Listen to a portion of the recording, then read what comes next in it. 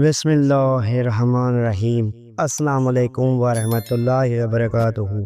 نبی کریم صلی اللہ علیہ وآلہ وسلم نے فرمایا، عرفہ کا دن اللہ کے نزدیک سب سے عظیم دنوں میں سے ہے۔ اس دن اللہ اپنے بندوں کے گناہوں کو معاف کرتا ہے اور ان کے درجات بلند کرتا ہے۔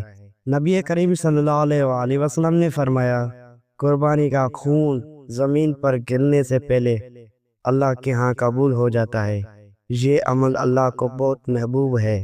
نبی کریم صلی اللہ علیہ وآلہ وسلم نے فرمایا، ذو الحج کے ان برکات دنوں میں کثرت سے اللہ اکبر، لا الہ الا اللہ اور الحمدللہ پڑھو۔